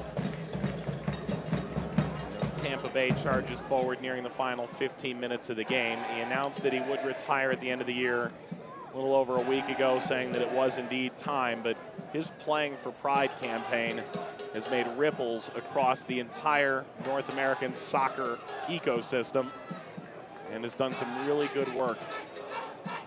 So one would imagine only good things to come for Deleuze, whether it's around soccer or not. I asked him whether or not he had a plan. He said, you know what, not yet. Got a bit more work to do. I said, yeah, I think you do.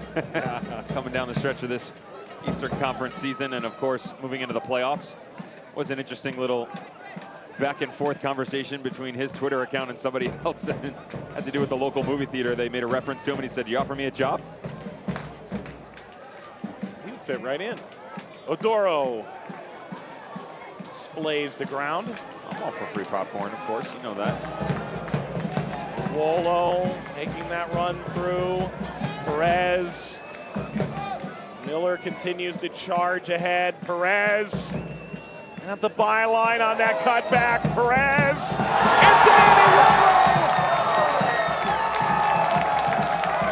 Was right there. Perez may have done that on his own. It's 3-1 North Carolina. If it is, it's Perez's first professional goal. Whether they give it to him or not doesn't matter. He does all the work here. As this ball drops back into the middle, one of the distribution from Stephen Miller a bit quicker. Not many people, we said it earlier, get the best of Caleb Richards. Just a one-on-one as he centers this ball back across. Iwolo has made his run to the near post. Stephen Miller then peeled off to the far post run. But it's the deflection once again of Diakite that makes this end up in the back of the net. Macklin Robinson this time has to deal with it. Alex Tambakis saw in the first half. Regardless, NCFC out in front by 2. I'll be interested to see. That looks more and more like a Diakite own goal, but Perez gets to celebrate either way, as he really did do a job there. The North Carolina FC Academy star. Let's be honest, this isn't the oldest group. On average, coming into the year, they were only 24 years old. This North Carolina FC team. They are reaping rewards from some of the most fertile ground in all of youth soccer in this country. Their academy, just tremendous. These guys came out of what then was called the Railhawks Academy. Poku. And that has to be knocked out. This entire state, Carolina Railhawks Academy. I was never a big fan of Charlotte Soccer Club. They took me down a couple times. It's really nice to see the continued development over the course of the years. Of course, NCFC getting the opportunity, even outside of the youth level, you get guys like Kumsia, you mentioned, played for the U23s, and his opportunity when he was at UNC. Some pretty quality coaching. Ian following Guinzotti. You had to wonder if something was going to give here. North Carolina's lost once all year at home. Tampa Bay's lost once all year on the road. North Carolina's looking to add another goal. It's insurance. Perez.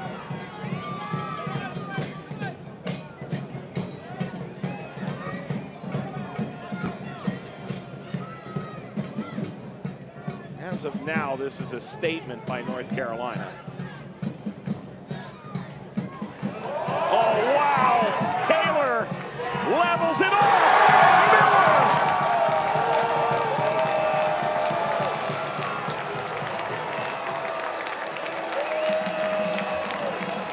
This train is racing down the tracks.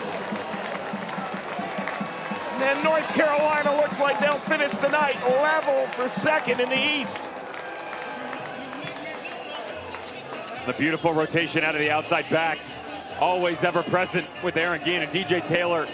They've had to be primarily on the defensive side of things tonight, but they did so well here. Well done by Perez, by the way. Did not hit the panic button, just kept his cool. DJ Taylor slotted himself through. Could have been selfish and gone after the goalkeeper instead. He sees their captain on the back post. Miller was involved on the back post run just a moment ago. This time around, ends up right in front of him. That'll be his brace on the night. for Stephen Miller. 9th goal of the season. Very well done. DJ Taylor. Taylor, the Raleigh native, will get a kind applause. And Tarek Morad, who won the USL Championship final with Louisville 2 years ago, comes on like a ball of fire right now, trying to get everybody back in position. Tampa Bay came into this game having allowed 16 goals in 23 games. And in the end, they'll look at this one as a stinker. 4 goals conceded in 80 minutes. Staggering. Add an extra 25% compared to what you've done all season long, and more concerning for Neil Collins. You've lost back-to-back games. Haven't done that all season long. More importantly, you've lost 3 out of the last 4. Outside of the victory on the road against the Charleston Battery, which, mind you, came with an Atulagara red card asterisk next to it in the 42nd minute. You've really struggled with a bit of your form over the past couple matches. Only 1 win. Prior to that, that was the St. Louis game coming off of the draw with the Pittsburgh Riverhounds. So been very back and forth for the Rowdies as of late.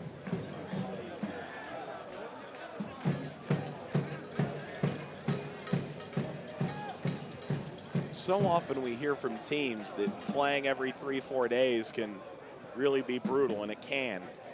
For Tampa Bay, it was a little bit of a different tune. This was really their first bye week. Well, the first extended 10-day stretch off. You got direct flight to Raleigh, which makes life easier to be sure. It's been a different kind of war of attrition, and just wonder if this is that momentary lag before they flip into hyper gear and try and make that long-awaited run in the USL Championship playoffs. We hope so. The resurgence of this squad is important in general for the USL Championship, let alone the extended stay that they've had atop the Eastern Conference. And you can just see the form is not what he wants. There's a good look at their manager shaking his head. He's not happy.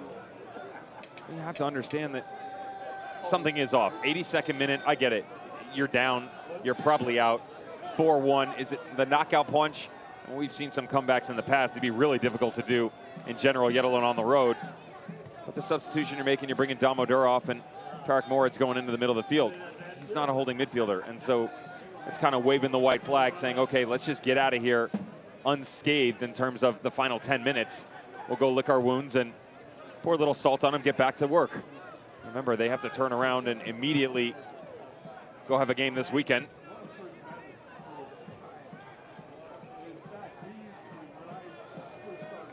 Tampa Bay, they get to host the next 2. That's pretty valuable. Header down by Fernandez. They got Memphis next, a team that's been on the mat for much of this year. Sometimes it just hasn't quite clicked. They'll get a chance to go see Brandon Allen for the first time in a while. There is a chance for them to gain some points here. A little back heel from Emko Sana, who was one of the additions. Allen and Hopino both left.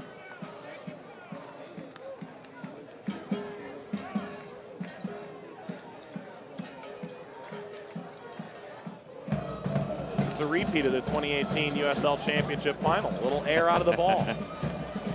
But that comes to mind too when you think about Tampa Bay trying to get everything going in the right direction.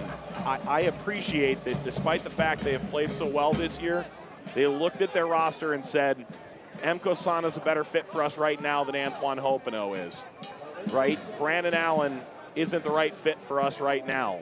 Okay, make your moves, right? If you're Neil Collins, cast your dice.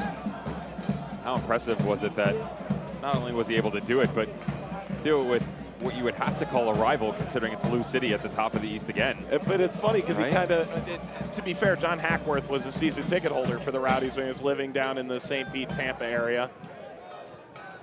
While he was working in Bradenton with the under-23s, rather the residencies, pardon, at Bradenton. You know he worked that into the trade again. Yeah. The 1-for-1, but also I will take season tickets whenever I'm in the area. I think he's more than happy to get season tickets at Lynn Family Stadium for the rest of his family that's going to open next year. The 10,000 plus seat stadium in Butchertown neighborhood of Louisville. But Neil Collins said, if you don't ask, you don't get. That was the crux of the whole thing. They asked. Blue City reached out first. They actually said, you know, we're interested in Open O, and they said, okay, well, we'll one-up you. How about Kasana, and can we find a way to make that work? And to be fair, they both fit better in their collective systems now. Yeah, Fernandez for Kosana, who's thrust aside. Comes out to Richards. Hey fans, the USL unveiled its elite youth platform, USL Academy, allowing clubs at all levels across the USL to develop its local youth, compete at the highest level across the United States, including the USL Academy Cup. For more information, visit uslsoccer.com/academy. That was the real big news coming out of the USL ownership meetings a couple weeks ago in Orlando. Slid across by Fernandez as Tampa Bay's time is running out.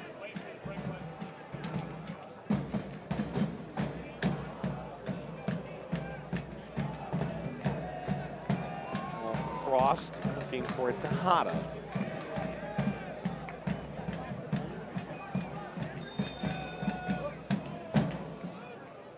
Change coming, 86 minutes in. No matter which game you chose in the championship tonight, you were going to get a great contest. More on that in a moment. North Carolina making a change. That's enough for Fortune. Got it all started in the 19th minute. Another beautiful night for last week's Player of the Week. Trey Fortune, goal and an assist for the evening. He showcased how good he can do in open space running, but how impressive is this? Bottom right corner. Let this drift all the way back across your body, then stab at it with the right foot, but still get enough pace on it. Hits it square. Macklin Robinson. Header down to lose. There's a push in advance. That was handled regardless by Tambakis. Would have been an inauspicious start for Deleuze coming in. Would have been his second goal in the season. Wrong end, but yeah, okay. Of course, he had that screecher against Charlotte Independence earlier this year, a rivalry game.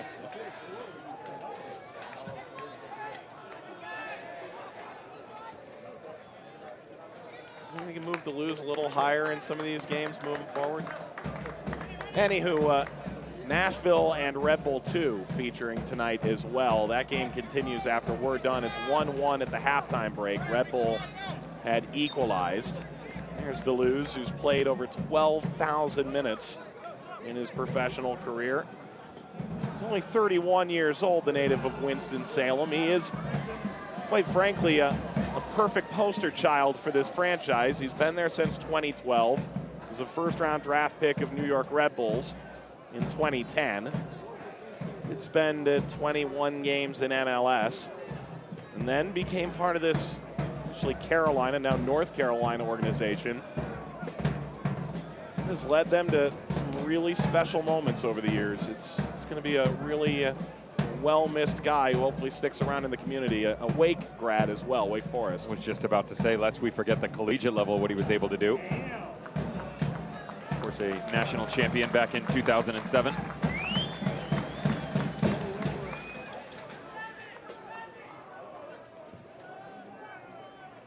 Served up toward Kosana. What we're saying is the ballots don't need to be cast. If there's a Ring of Honor or a Hall of Fame for North Carolina FC, Austin Deleuze should be a first ballot. Really special player for this organization.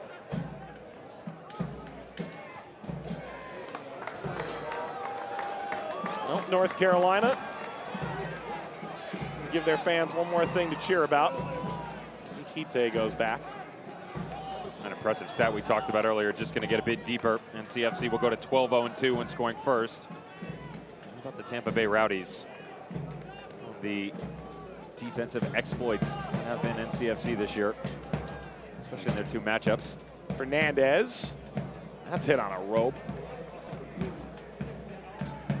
off at Johnson. You think about it, I know conceding first should mean the record is worse.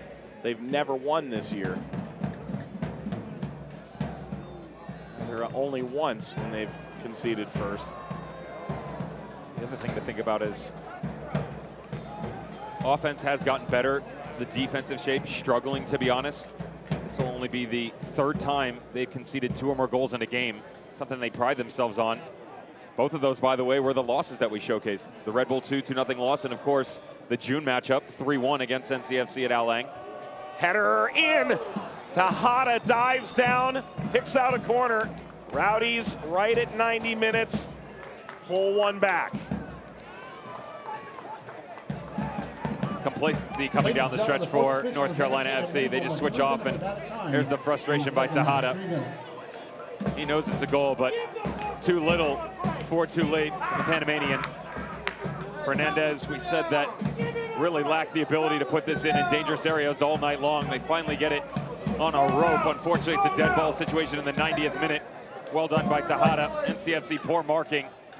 The tail end, you see DJ Taylor rotating back across. You're wearing a blue jersey. Better pick your head up. Got to do better than that on the defensive side to see games out. 2 more minutes separate. Everyone's trying to help here. Separate North Carolina from 3 points. Devin, you look at the weekend ahead. Louisville and North Carolina at Slugger Field, 3 o'clock Saturday. Phoenix looking for a 15th straight win against Sacramento on Friday night. That's going to be a magnificent game. I'm excited to see San Antonio and New Mexico. I think Vegas and Portland could be an interesting game. Indy and a renewed Charlotte on Sunday. I mean, there are some monster games in the league on ESPN Plus over the weekend. I'm all about that Battery game. Here's why. Oh. Charleston Battery, only team in the modern era to make the playoffs every single year, including the Cup run back in the early teens. They have 1 win in their previous 4. They're traveling to Nashville, then have to go to Charlotte, and oh, by the way, home Indy just a week after that. So they have some serious work to be done sitting in 9th place. Cross punched away by Timbakis, who was arguing that Tejada had interfered.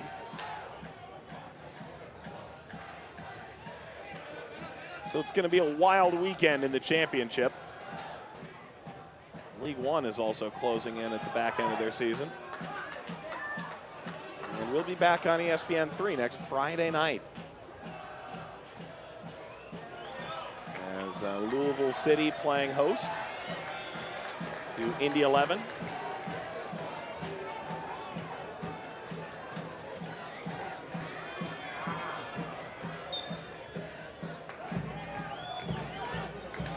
Deleuze with that initial effort. Tejada, Kosana. Fernandez.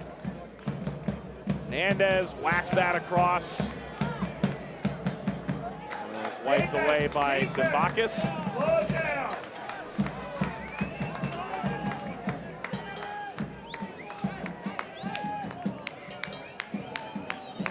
Should take us to the end. Devin, monster win for North Carolina at home.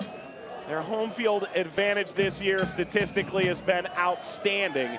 The Rowdies will fall for just the 2nd time this season on the road. North Carolina comes out of the break at 1-1 and scores the next 3 goals.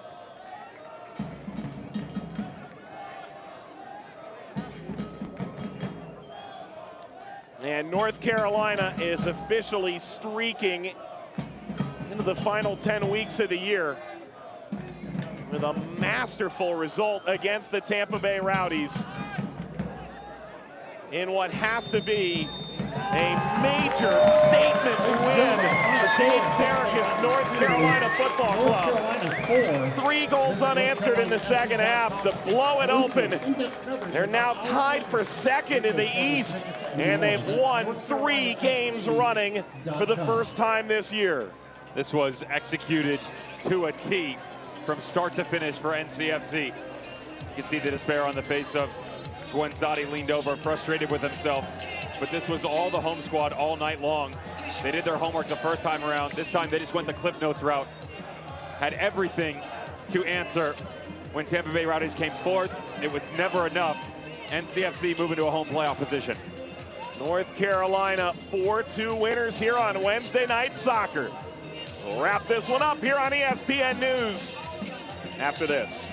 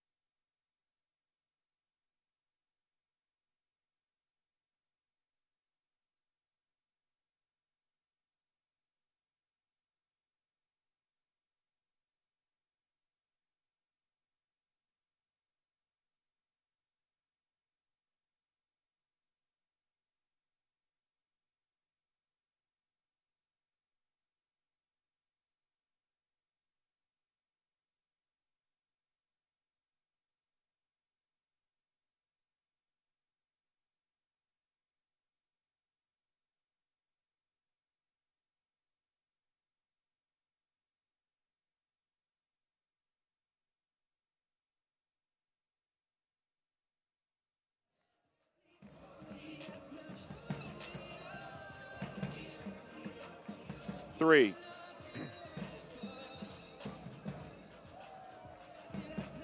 They wanted consistency. How about 3 consecutive wins for North Carolina Football Club? Stephen Miller and NCFC are flying now as Wednesday Night Soccer proves a showpiece for NCFC with Devin Kerr, Mike Watts. Let's take a look at the highlights in this one. And, well, scoring started inside 20 minutes. These two teams combined, it allowed just 39 goals in just over 40 games this year, but we get 6 in this one. 19th minute, Dre Fortune, Justin Renix rotating back outside. Just allows all the boys to come going forward. And he said when he dropped in to that gray area, could he find a way to then connect with his compatriots coming forward? Does a good job here, allows the play to develop, and Macklin Robinson cannot get back to his left-hand side quick enough. How about the counterpunch? Where's it going to come from? Kwadwopoku, lovely run out of midfield, brings this ball about 35 yards up the pitch, touches it outside. Gwenzati trying to cut this back across the box. Unfortunately, deflection hits Tambakis, ends up in the back of his own net. 1-1, 32nd minute. Well, it would be 1-1 at halftime. When you switch sides, North Carolina, in front of their home fans, get the benefit of a few lucky bounces. Miller first. Told he was going to score. Yes, I get credit there. I didn't know he was going to get 2 and didn't know he was going to come in this fashion, but he'll take it. 8th goal on the year. Fortune once again distributing side of things. He was your player of the week, an impactful one once again, quiet at times, but still made a way to find the most out of his opportunities going forward.